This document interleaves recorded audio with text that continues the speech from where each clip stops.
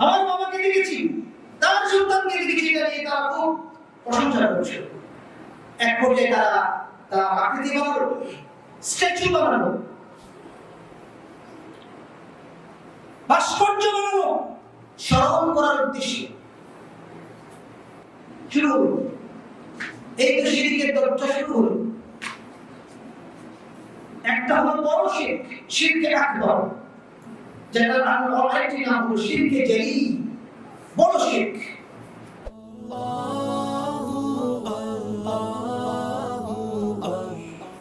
والصلاة والسلام على أشرف الأنبياء والمرسلين وخاتم النبيين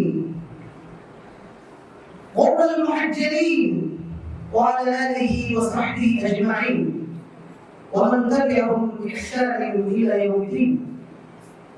أما بعد، عباد الله، হে মুমিন বান্দারা, হে ইমানদাররা, সর্বপ্রথম আল্লাহ রাব্বুল আলামিনের শুকরিয়া জ্ঞাপন করছি। প্রতি জুমার মতোই আল্লাহ রাব্বুল আলামিন আমাদেরকে সুস্থ রেখেছেন, আলহামদুলিল্লাহ। আল্লাহ রাব্বুল আলামিন তার ঘরে সেই জুমার সালাত আদায় করার তৌফিক দিয়েছেন, আলহামদুলিল্লাহ। হাজার শুকর, তিনি তার নিয়ামত দিয়ে আমাদেরকে পরিপূর্ণ করে দিয়েছেন, আলহামদুলিল্লাহ। আমরা খুতবাতে ছিলাম ধারাবাহিকভাবে কবিরা গুনার উপর। কবিরা গুনাহ কি, পরিসর কত প্রকার, সেগুলো নিয়ে আলোচনা করেছিলাম মজলিমায়। প্রায় 70টির মতো কবিরা গুনাহ আমরা বলেছিলাম, যেগুলো ওলামারা বিভিন্ন কিতাব উল্লেখ করেছেন। তার মধ্যে আসাবুল মুবিকাত, ধ্বংসকারী, বিধ্বংসী গুনাহগুলো কবিরা গুনাহর মধ্যে উল্লেখযোগ্য ছিল শিরক বিল্লাহ, আল্লাহর সাথে শরীক করা। আরেকটি হাদিসের কথা বলেছিলাম, তিনটি ধ্বংসকারী গুনাহ, আকবারুল কাবায়ের, আলা উনাব্বিকুম বিআকবারিল কাবায়ের। রাসূল সাল্লাল্লাহু আলাইহি ওয়াসাল্লাম বলেছেন, আমি তোমাদেরকে সবচেয়ে বড় গুনাহের কথা বলবো না? কালু, সাহাবীরা বললেন, বালা ইয়া রাসূলুল্লাহ, উশরিকুন ইয়া রাসূলুল্লাহ। তখন তিনি বললেন, শুরুতেই বললেন, আশরিকু বিল্লাহ, আল্লাহর সাথে শরীক করা। আরেকটি হাদিসে আসছে, চারটি বড় বড় গুনাহের কথা বলা হয়েছে, যার শুরুতেই বলা হয়েছে আশরিকু বিল্লাহ। তাই আমাদের জানা দরকার শিরকটা কি। শিরকটা, শিরক সম্পর্কে আল্লাহ রাব্বুল আলামিন এই ভয়ঙ্কর গুনাহ, যে ব্যাপারে আল্লাহ রাব্বুল আলামিন আম্বিয়ায়ে কেরাম, সকল আম্বিয়ায়ে কেরাম তারা জাতিদেরকে সতর্ক করেছেন শিরকের গুনাহ থেকে বেঁচে থাকার জন্য। শুধু আমাদের নবী নয়, এই পৃথিবীতে আদম আলাইহিস সালাম থেকে শুরু করে সর্বশেষ নবী খাতামুন নবিয়্যিন মুহাম্মদ রাসূলুল্লাহ সাল্লাল্লাহু আলাইহি ওয়াসাল্লাম পর্যন্ত অসংখ্য অগণিত নবী রাসূল আসেন। তাদের দাওয়াতের মিশন একটাই, কওলু লা ইলাহা ইল্লাল্লাহ, লা ইলাহা ইল্লাল্লাহ, আল্লাহ এক, তার কোনো শরীক নেই। সবাই দাওয়াত দিয়েছে, একই কালিমা, একই দাওয়াত। সমগ্র নবীদের শরীয়ত ভিন্ন ছিল, হালাল হারামের কিছুটা পার্থক্য ছিল, কিন্তু আল্লাহর তাওহীদের ব্যাপারে তাদের মধ্যে কোনো পার্থক্য ছিল না। সবার মেসেজ এক ছিল, একই মেসেজ দিয়েছে, এক আল্লাহর ইবাদত করতে হবে এবং তার সাথে কাউকে শরীক করা যাবে না। আমাদের নবী কথা বলছেন, কোরআন বারবার কথা বলছে, আসলে শিরক সম্পর্কে জানো।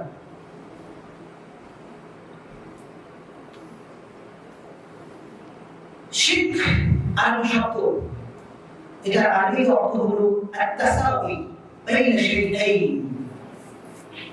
দুটো জিনিসের মধ্যে সমান করে ফেলা, দুটাকে একটা আরেকটার সাথে সমান করে ফেলার নাম হলো শিরক। শরীক করা, সমতার ভিত্তিতে শরীক করা, শাব্দিকভাবে এটা বলি সমতার ভিত্তিতে সমান করে ফেলা দুটি জিনিসকে বা একাধিক জিনিসকে, এটাকে আরবিতে বলা হয় শিরক। আর যদি পরিভাষিত করতে আমরা বলি সহজ কথায়, আল্লাহ রাব্বুল আলামিনের উলুহিয়াত, আল্লাহ রাব্বুল আলামিনের রুবুবিয়াত, আল্লাহ রাব্বুল আলামিনের সিফাতের সাথে যে কোনো ধরনের শরীক করা, সমতায় নিয়ে আসা অন্য কাউকে, আল্লাহ ছাড়া সমগ্র সৃষ্টি হলো, সমগ্র আসমান এবং জমিনের যা আছে সব হলো আল্লাহ রাব্বুল আলামিনের সৃষ্টি, মাখলুক। এই মাখলুককে, সৃষ্ট জীবকে, সেটা জীব হোক অথবা জড় পদার্থ হোক, সেটা যদি আল্লাহর সাথে শরীক করে ফেলি, তার উলুহিয়াতের সাথে, তার রুবুবিয়াতের সাথে, তার সিফাতের সাথে যদি আমরা শরীক করে ফেলি, এটি হলো শিরক।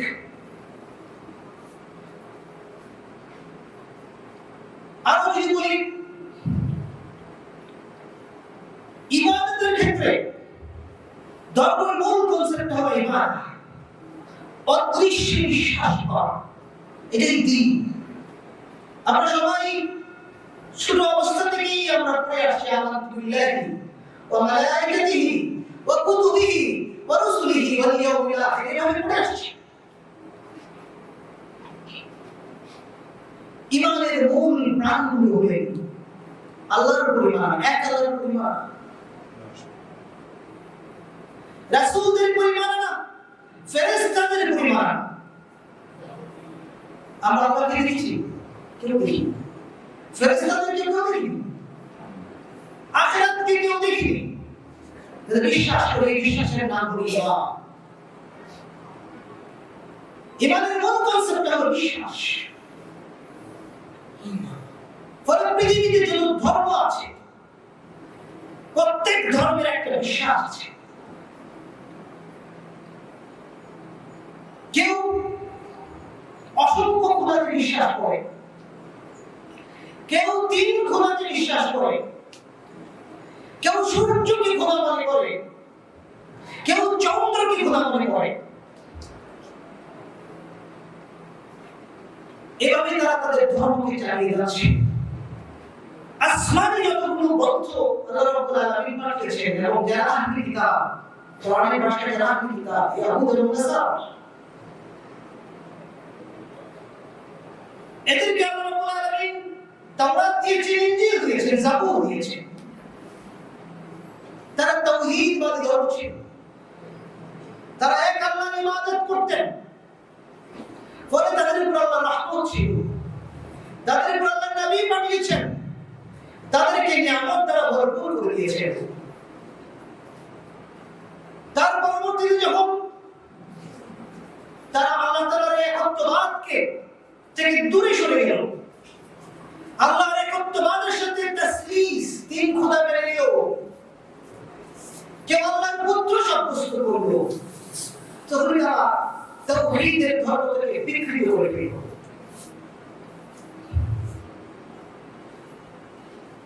ফলে পরবর্তীতে আমাদের শিষ্যকে আল্লাহ রাব্বুল আলামিন পাঠালেন এই বিকৃতি থেকে মানব জাতিকে উদ্ধার করার জন্য। এই শিরকের, আল্লাহর সাথে শরীকের এই বিকৃতি ঘটেছে যুগের পর যুগ। সেই শিরক থেকে মানব জাতিকে আবার এক আল্লাহর দাসত্বে, এক আল্লাহর ইবাদতে মানুষকে আবার নিয়ে আসার জন্য আমাদের শিষ্য নবী পাঠালেন। এরপর আর কোনো নবী আসবেন না, শেষ কিতাব দিলেন, যার পর আর কিতাব আসবে না। ওনার একই দাওয়াত ছিল, কাউলা লা ইলাহা ইল্লাল্লাহ, আল্লাহ একত্ববাদের দাওয়াত ছিল। মক্কার এই দাওয়াত পাওয়ার সাথে সাথে দেখেন মক্কার মুশরিকরা তারা একজন স্রষ্টাতে বিশ্বাস করত, কিন্তু তাদের সাথে তারা শরীক করত, লাত উজ্জার ইবাদত করত। এই যে কাবা ঘর আপনারা দেখছেন, আপনারা যারা হজে গেছেন, এইগুলো 360টি মূর্তি ছিল, যাকে তারা ইবাদত করত, আল্লাহর সাথে সমতা করে নিয়েছিল। রাসূল সাল্লাল্লাহু আলাইহি ওয়াসাল্লাম এই দাওয়াত পাওয়ার সাথে সাথে লা ইলাহা ইল্লাল্লাহ তারা বুঝে ফেলল, এই দাওয়াতের অর্থ হলো তাদের ইলাহকে ধ্বংস করে দেয়া। এই দাওয়াতের অর্থ হলো এই বানানো ইবাদত, এই বানানো তাদের দেবতাগুলো রাজত্ব শেষ হয়ে যাওয়া, আবার আল্লাহর কাছে আবার এক দরবার ফিরে আসা। এটা তারা বুঝতে পেরেছিল। ফলে তারা নবীকে বাধা দিল, তারা সর্বোচ্চ চেষ্টা করলো এই দাওয়াতকে বন্ধ করে দেওয়ার জন্য। শেষ পর্যন্ত হত্যার ষড়যন্ত্র করলো। আল্লাহ রাব্বুল আলামিন তার নবীকে আসমানে নবুয়্যতি সহযোগিতা করলেন, হিজরত করালেন, সেখানে তিনি রাষ্ট্রীয় ক্ষমতা পেলেন। এই শিরক দুই ধরনের, একটা হলো বড় শিরক, শিরকে আকবর, যেটা আরেকটি নাম হলো শিরকে জলি, বড় শিরক। যেভাবে আমরা কবিরার কথা বলেছি, কবিরা আকবর বড় কবিরা, গুনার কথা বলেছি, বড় গুনাহ এবং ছোট গুনাহ। অনুরূপভাবে শিরক দুই ধরনের, শিরকে আকবর, শিরকে আসগর, শিরকে জলি, শিরকে খাফি। শিরকে জলি বা শিরকে আকবর হলো ইবাদতের সাথে আল্লাহর সাথে কাউকে সরাসরি শরীক করা। ইবাদত কি? আমরা সালাত পড়ি, এটা নাম ইবাদত। আমরা দোয়া করি, এটা নাম ইবাদত। আমরা মান্নত করি, এটা নাম ইবাদত। মান্নত ইবাদত। কসম ইবাদত। জবাই করি, তাকাররুব ইলাল্লাহ, আল্লাহর তাকাররুব, আল্লাহর সান্নিধ্য পাওয়ার জন্য ইবাদত। এই সকল কাজ যদি আল্লাহ ছাড়া অন্য করার জন্য করা হয়, তাহলে এটা শিরক আকবর হিসাবে সাব্যস্ত হবে। দেখেন, পৃথিবীতে শিরক ছিল না প্রথম থেকে, সবাই তাওহীদবাদ ছিলেন। আম্বিয়া কিরামদের হিস্ট্রি যদি আমরা দেখি, ইতিহাস আমরা রাখি, নূহ আলাইহিস সালাম পর্যন্ত শিরকের প্রচলন ছিল না। নূহ আলাইহিস সালামের জাতির অগ্রভাগে শিরকের জন্ম হয়। জন্ম হওয়ার একটা ইতিহাস আছে, কোরআন থেকে উল্লেখ করেছে। এই বড় শিরক জন্ম নিয়েছে মূলত মানুষের ভক্তি থেকে, অতিরিক্ত ভক্তি, মায়া মহব্বত থেকে, ইহতিরাম সম্মান বোধ থেকে। কোরআনে কয়েকজন দেবতার কথা বলেছে, যারা নূহের জাতি তাদের পূজা করত, তাদের কাছে সিজদা করত, তাদের কাছে চাইত, তাদের নামে মান্নত করত, তাদের নামে কুরবানি করত। এরা হলো কয়েকজন নাম আসে। ইয়াসু, আর আরেকজন হলো ইয়াউক, আরেকজন হলো নাসর। এভাবে চার পাঁচজনের নাম আসে। এরা শুরুর দিকে ছিলেন আউলিয়া, ওই উম্মতের সবচেয়ে শ্রেষ্ঠ মানুষ ছিলেন তারা। এরা যখন ইন্তিকাল করলেন, তাদের সন্তানরা তাদেরকে খুব ভালোবাসত, ভালো মানুষ ছিলেন, মুহতারাম ছিলেন, সম্মানিত ছিলেন। জাতির কাছে তারা আদর এবং ইনসাফ প্রতিষ্ঠা করেছিলেন, ইবাদত গুজার ছিলেন আল্লাহর জন্য। এই বড় বড় আউলিয়া ছিলেন তারা। এরা যখন ইন্তিকাল করলেন, তাদের সন্তানরা তাদের খুব প্রিয় বাবাকে হারালো। তারা তাদের জন্য কান্নাকাটি শুরু করে দিল। তখন মানুষ কম ছিল, একটা জেনারেশন তাদের স্মরণ করলো বারবার। তখনও তাদের নামে কোনো মূর্তি বানানো হয়নি প্রথম যুগে। পরের জেনারেশন যখন ওই ব্যক্তির নাতি আসলো, আয়েশা বলল, আমার বাবাকে দিয়েছি তার দাদার জন্য, তার বাবার জন্য খুব কান্নাকাটি করতেন, বড় মহব্বত করতেন। খুব ভালোবাসতেন দাদাকে বাবা। আমাদের উচিত দাদাকে ভালোবাসা, দাদার জন্য ইহতিরাম করা, দাদার জন্য দিন নির্ধারণ করা। তারা শুরু করলো, শয়তান আমাদের সাথে আছে, যে জানে কিভাবে মানুষকে বিভ্রান্ত করতে হবে, সেই চ্যালেঞ্জ এসেছে। আদমের সন্তানদেরকে সে ডান দিক থেকে আসবে, বাম দিক থেকে আসবে, পিছন দিক থেকে আসবে, সম্মুখ দিক থেকে আসবে, সে চ্যালেঞ্জ করছে। ফলে তার ষড়যন্ত্র কিভাবে আদম সন্তানদেরকে আল্লাহর লানতের মধ্যে ফেলে দিতে চায়, এটাই তাদের মিশন, এটাই তার ভিশন। আদম সন্তানদেরকে জান্নাতের স্বাদ থেকে দূরে রাখতে চায়, এবং সেই ক্ষমতা আল্লাহ রাব্বুল আলামিন তাকে দিয়েছেন। মানুষের মনের ভিতরে ওয়াসওয়াসা দেওয়ার ক্ষমতা তাকে দিয়েছেন। এই ভালোবাসা থেকে নারীদের মধ্যে তারা বলল যে এটা স্মরণের জন্য আমরা একটা আকৃতি বানাই।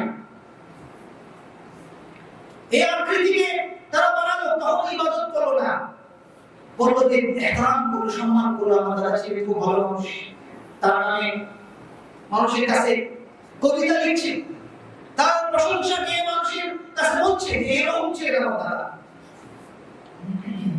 ঠিক নেক্সট জেনারেশন যখন বাবাও ছেড়ে গেল, নাতি ছেড়ে গেল, নেক্সট জেনারেশন আসে। আর আরবদের মধ্যে একটা ইয়ে ছিল, আগের লোকের বংশ পরম্পরা তারা জানতেন, হিস্ট্রি জানতেন। বাচ্চারা পর্যন্ত 17-18 পুরুষে, আমি নিজে দেখেছি মিশরের জিজ্ঞেস করলাম একটা বাচ্চা কিন্তু নাসাব 18-20 জন বলে গেছে, ছোট বাচ্চা 7 বছরের বাচ্চা। এবং তাদের বিশ্বাস, নিজের বংশ পরিচয় জানে, কে তার দাদা, তার দাদাকে, তার বাবাকে, তার বাবাকে। এই জেনারেশন এটা শরমের বিষয়।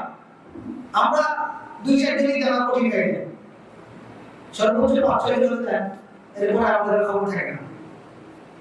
বংশীয় এই ধারাটা মর্যাদা তাদের মধ্যে চর্চা ছিল, বংশের পূর্বেকার লোকদের নিয়ে তারা গর্ববোধ করতেন, এই চর্চা তাদের মধ্যে ছিল। ফলে নেক্সট 3rd-4th জেনারেশন এসে তারা বলল আমার দাদাকে দেখেছি, পয়তাটাকে দেখেছি, আমার বাবাকে দেখেছি, তার সন্তানকে দেখেছি, এটা নিয়ে তারা খুব প্রশংসা করছে।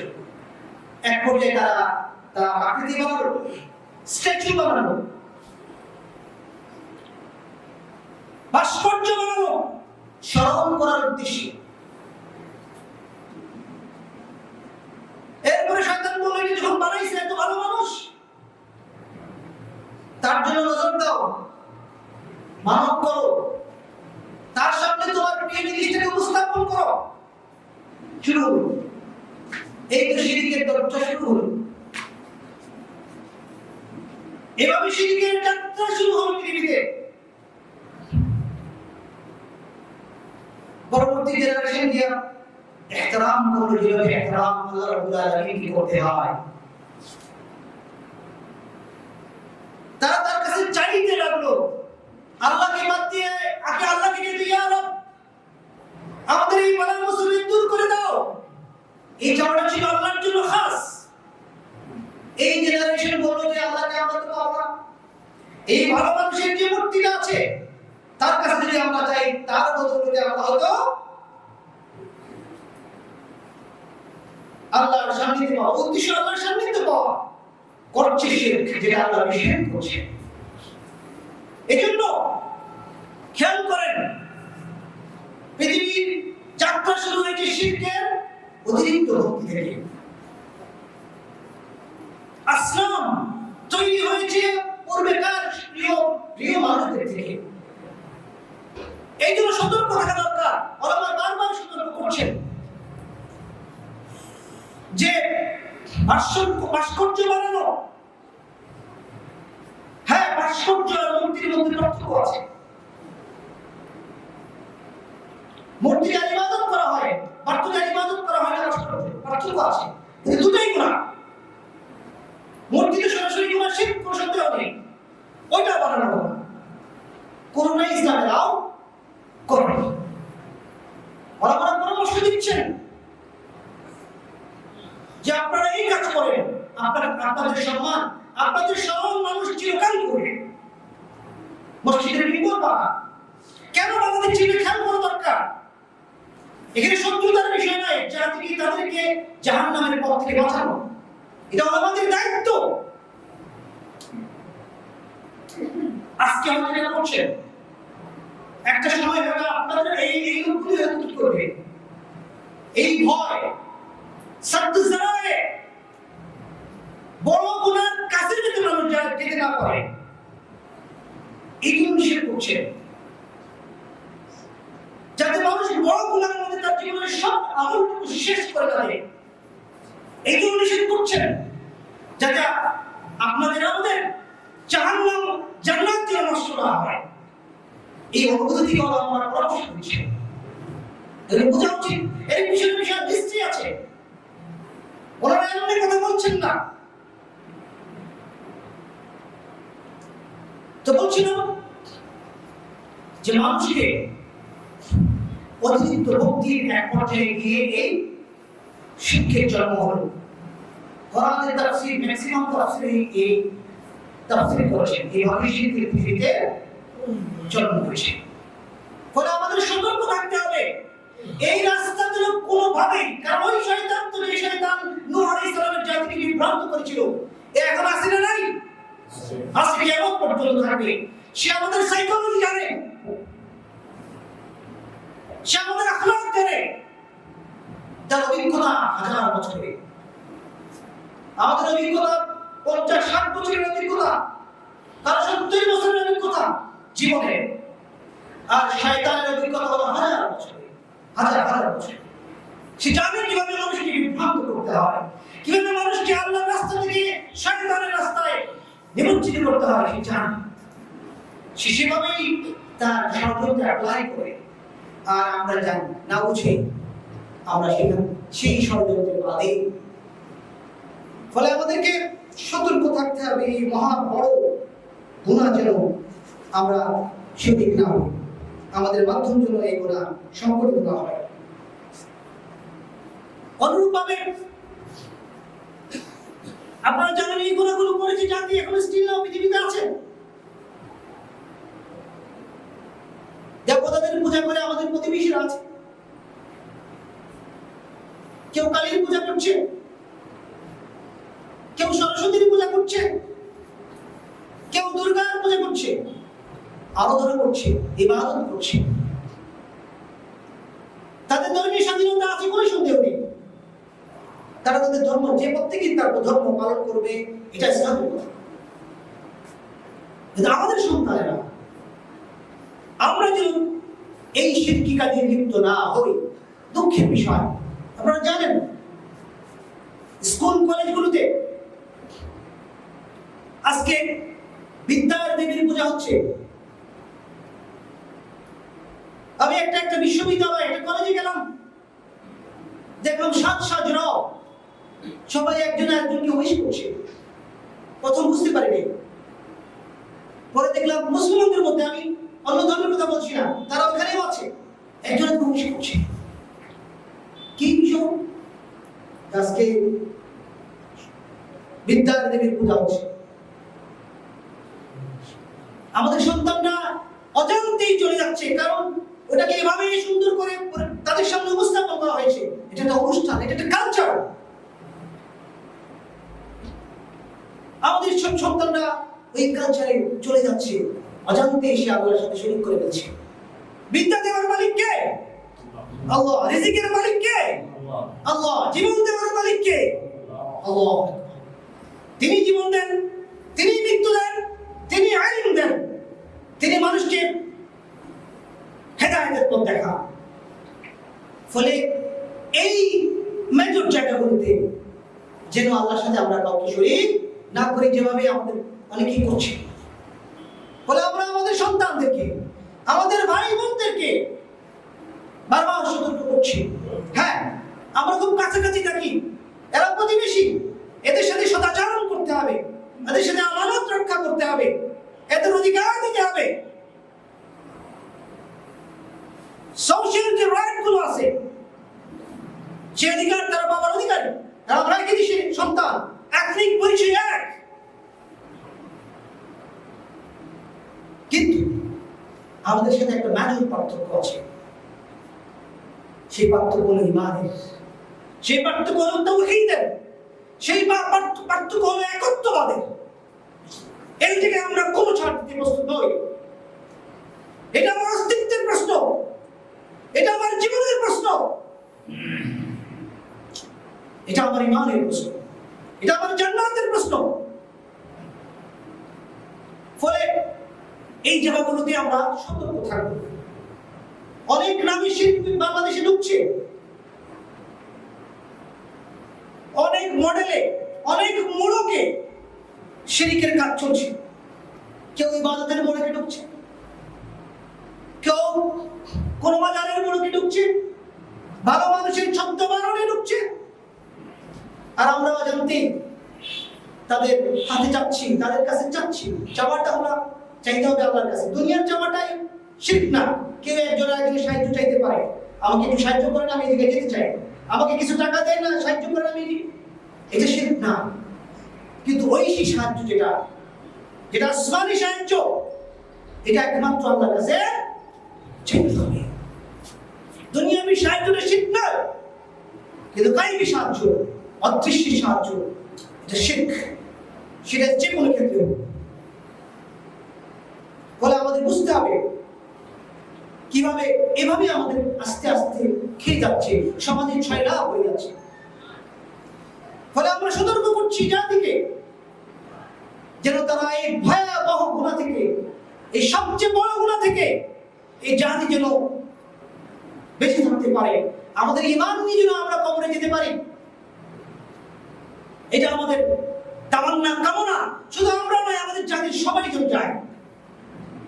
ঈমানের সেই নিয়ামত যেন একক, সামাদ, অমুখাপেক্ষী, তার কোনো কিছুর প্রয়োজন পড়ে না। তার খাবারের প্রয়োজন পড়ে, তার বিয়ে শাদীর প্রয়োজন পড়ে না, অন্য যে কোনো চাহিদার, বাণিজ্যিক কোনো চাহিদার প্রয়োজন পড়ে না। এখন যদি আপনি আল্লাহকে দেন, আল্লাহ আপনি এটা আপনার জন্য দিলাম, আল্লাহ খাবেন, এই বিশ্বাস করেন, তাহলে কি হবে? এভাবে দিচ্ছে অনেক, ভগবানকে খাওয়াচ্ছে, ভগবানের সামনে কলা, তিলু, অনেক কিছু আমরা দেখেছি, সামনে দিচ্ছে। তাদের বিশ্বাস হলো ভগবান এসে কি করবে? খেয়ে যাবে। পরে যে পোলাপান, দুষ্ট পোলাপান আছে, সেটা মিলে সব খেয়ে গেছে। তো আল্লাহর খাওয়ার প্রয়োজন পড়ে না। হ্যাঁ, আল্লাহর নামে খাওয়াটা খেতে হবে, এটা আল্লাহ চান। কুরবানিটা আল্লাহর নামে আনতে হবে, খাওয়াটা আল্লাহর নামে খাইতে হবে। আল্লাহ খান না, কিন্তু তিনি চান তার নামে যেন আমরা খাই। আল্লাহর খাবারের প্রয়োজন নেই, খাবার আমাদের প্রয়োজন। আমরা মানুষ, আমাদের পেট আছে, খোদার জ্বালা আছে। আল্লাহ রাব্বুল আলামিন এগুলো থেকে মুক্ত। এগুলো যদি কেউ করে তাহলে শিরকের অন্তর্ভুক্ত হবে। অনুরূপভাবে আল্লাহকে পুত্র আছে, ঈসা আলাইহিস সালামকে তারা আল্লাহর আসমানি কিতাব পেয়েছে। ঈসা আলাইহিস সালাম তাদেরকে এক আল্লাহর দাওয়াত দিয়েছেন এবং তিনি বলেছেন আবদুহু ওয়া রাসূলুহু, যে তিনি বলে আমি তার বান্দা এবং রাসূল। প্রথম পরিচয় ছোট্ট বাচ্চা অবস্থায়, যখন মায়ের গর্ভে একদম জন্ম হয়েছে, আসলেন তাদের মাবাদে ইবাদতখানায়, জিজ্ঞেস করলো বলেন কে তুমি? সেই ছোট্ট বাচ্চা তখন বলেছিল আমি আল্লাহর বান্দা ও রাসূল। কথা বলবো এখন এবং শেষ বয়সে কথা বলবো।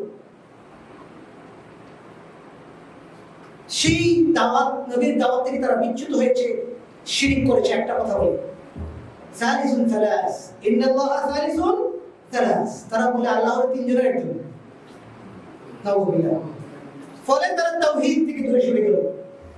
তিনজনের তাসলিস, তিনজনকে তারা একটা সিন্ডিকেট করলো, আল্লাহ এবং রূহুল কুদুস এবং ঈসা মারইয়াম আলাইহিস সালাম। ফলে তারা আল্লাহর দ্বীন থেকে সরে গেল, সঠিক দ্বীন থেকে সরে গেল।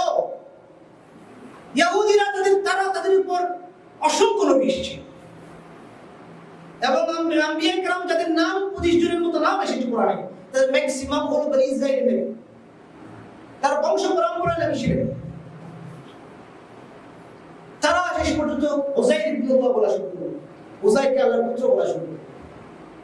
তার মানে আল্লাহর মর্যাদাকে তারা কমিয়ে দিল। আল্লাহর একত্বকে, ইউনিক যেটা তিনি অ্যাবসলিউট, যেটা আল্লাহর একত্ববাদ, যেটা সেটার উপর তারা আঘাত করল। ফলে আল্লাহ তারা শিরকের দিকে ধাবিত হল। এই জন্য আল্লাহর কোনো পুত্র, কোনো সন্তান, পিতামাতা এগুলো সাব্যস্ত করা যাবে না। আল্লাহর পরিচয় হলো এটা, লাম ইয়ালিদ ওয়া লাম ইউলাদ, তিনি কাউকে জন্ম দেন নাই, এমন জন্ম হয়নি। মারিয়াম এর গর্ভে আলাইহিস সালাতু ওয়াস সালামের গর্ভে ঈসা আলাইহিস সালামের জন্ম, এটা আদমের মতো, মিসলা আদম। আদম আলাইহিস সালাম তো কিছুই ছিল না, তিনি সৃষ্টি করেছেন। আর এখানে মায়ের একটা অংশ ছিল, এটা পার্টিসিপেন্ট ছিল মায়ের। যে জায়গায় আদম আলাইহিস সালামকে বানাতে পারেন যে রব, সেই রব ঈসা আলাইহিস সালামকে অতি সহজে বানানোর কোনো বিষয় না। তারা এটাকেই, শয়তান তাদেরকে বিভ্রান্ত করে ফেলেছে, এটাকেই তারা তাসলিস, তিন খোদার এক খোদা বলা শুরু করল। তারপর থেকে তারা সত্য দিন বিচ্যুত হতো, আজও তারা বিচ্যুত হতেই আছে। ফলে আমাদের জাতির মধ্যে এভাবে ঢুকানোর চেষ্টা করছে শয়তান। আমরা যেন, হ্যাঁ আমরা এখন কাউকে বললে বলে মূর্তি পূজা বিশাল, দুর্গাকে নিয়ে সবাই পূজা করেন, কেউ পূজা করবে না, কারণ জানি আমরা শিখ। ওই নলেজ অন্তত পক্ষে সবার আছে। কিন্তু দুর্গার কাছে জ্ঞানের এই মজলিসে সবাই চাচ্ছে আমাদের ছেলেগুলো চাচ্ছে, বুঝতেই পারছে না। ফলে আমাদের সতর্ক, এই জন্যই আমরা বারবার বলছি যে এইভাবে যেন শিক্ষা আমাদের মধ্যে চলিত না। এইভাবে আমরা ইনশাআল্লাহ এর আলোচনাটা কন্টিনিউ করবো ইনশাআল্লাহ আগামী জুমায়।